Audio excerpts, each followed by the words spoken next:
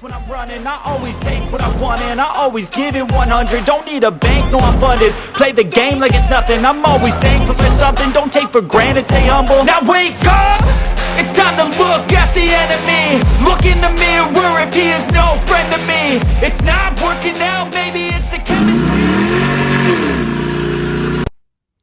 What's up guys, welcome back to Fozzy's Garage.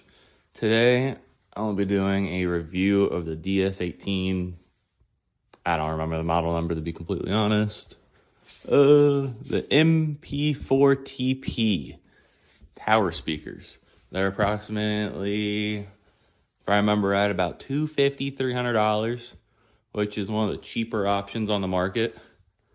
I did get some time with the little bit warmer weather today to get some sound clips of them playing, since there's like none on YouTube. There's also not really a review of them. There's like a 30-second clip from ds18, and I don't think they even play it in that. So I've had these guys for about half the year now. They're not bad for the money. They're half the price, if not way less than some of the other options like Rockford Fozzy. It's like, I think most systems I saw were about $1,000. That's on the higher end. There's Naom, or however you say it, like Noam. Their sound system is approximately $600, $650 from what I saw. They might have, both of them could have cheaper options. I was just looking at those options. But back to the DS18s. So you're getting them from the price point of $250, $300. I think I got these $250 because I got it on sale. But it's a complete kit. Comes with tower speakers. It did not come with that bar. That bar was like $200 by itself or something ridiculous for a metal bar. But you get tower speakers. You get speaker wire. You get the amp. You get the Bluetooth controller and most of the wires you need.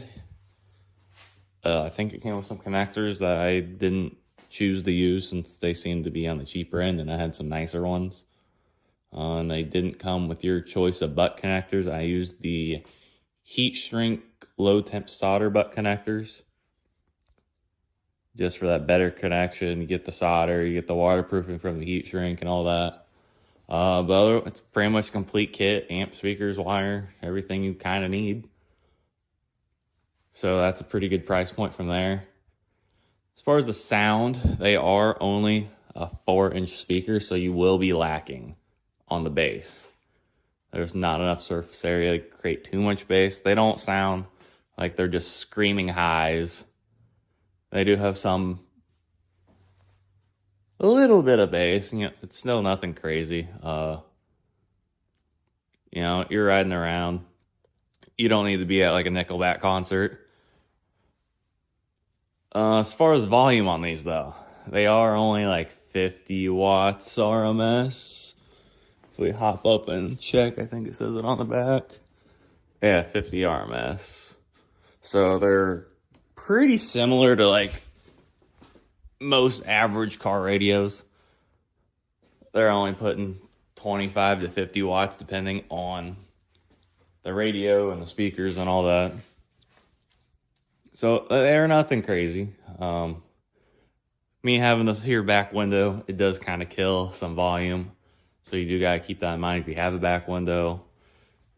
Obviously, because sound is vibration and that's just going to block it. I can still hear it while we're out riding. I do have the stock exhaust, so that's helping me. But if you have an aftermarket exhaust, you might be having a problem hearing these. Which I did. I did a little something different with the exhaust. I have a video of that coming out sometime soon. It's a cutoff. It'd be a straight pipe cutoff. Or not cutoff, cut out. That way I can have whatever volume I would like. Excuse me. You can't really hear it, the music, with that open all the way. But also you have the cutout open. You're trying to listen to the other things anyway. No, stock exhaust, I didn't really have a problem. We've been out to the local mud park at South Fork, been to the Badlands over in Attica, Indiana. I didn't have a problem hearing. I didn't have to cut out in either of those trips, but I didn't have a problem hearing. Had music all day. They got wet, they got mud, they still work fine. I have two other buddies that have these. My other buddy has his, and he doesn't have a back window. So he's definitely going to get more sound out of it than I do. He says he doesn't have a single problem. He's pretty happy with the system. Another buddy, either his amp came malfunctioning and he didn't care to mess with the warranty since he had other amps. He threw them on there. He likes them. Even though his does not sound right with the other amp. It's like a pile amp that looks pretty similar to the amp that these come with, but it just doesn't sound right. These definitely sound more filtered and balanced with the amp that it comes with, which you would expect that. And we haven't really had any, two of us haven't had a singular problem. He had the problem with the amp, and that could have been him wiring something wrong, because the wiring is a little complicated. It's nothing crazy if you've done radios and things over the years. But even I've been doing that since I was 15, 16. And I still had a little bit of trouble because it was a little funky. And I don't believe there were any instructions either to kind of map out what wires go where and all of that. But you're just trying to get into some music in your side-by-side, get started, kind of get a good stepping stone. I'd say they're great for an entry tower system. I mean, you're not going to be blasting it out, going full throttle with the full exhaust and just hearing clear vocals. That part is the negative on these, but also price point and size of speakers. You got to expect that. But if you have the budget and you want to probably be maybe more of a one and done, I'd spend that little bit extra money and buy once and cry once. And you probably won't regret it, because I will probably be upgrading the system at some point. I expect to get probably a year or two out of these things, and then I'll probably buy like the NIAM system or Rockford Fosgate or something a little bit more bougie than these. I mean, ds18 is, from my experience, a pretty good company. I have their stuff in my Cummins Swap Square Body, and sounds good, works good, and don't have any problems.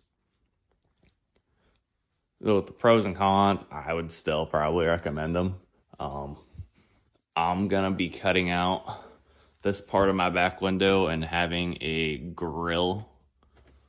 I guess you'd call it grill made. That way I just get that extra sound out of them. Because it would probably be a world of difference if I didn't have this back window, but also I don't like mud and rocks hitting me in the back of the head. Your passenger will also probably appreciate that, because for whatever reason, it feels like that passenger side, no matter what, always gets more stuff getting thrown at them than in the driver. But at this, I did take a video, like I said, of some sound clips. I'm going to cut that in, and after that, that will be the end of the video. Thank you guys for watching. Please like, subscribe, comment. If there's anything you have questions about, I'd be happy to answer them. Tell me if you want to see anything. My time is pretty limited, so I make videos when I can. I'm also trying to learn as I go with this YouTube stuff. So if you guys like, subscribe, maybe share the video. It all helps, but have a good night. I was just spending myself in the way and shit my friend. Being the pussy that I go and pop it and hop in the bed.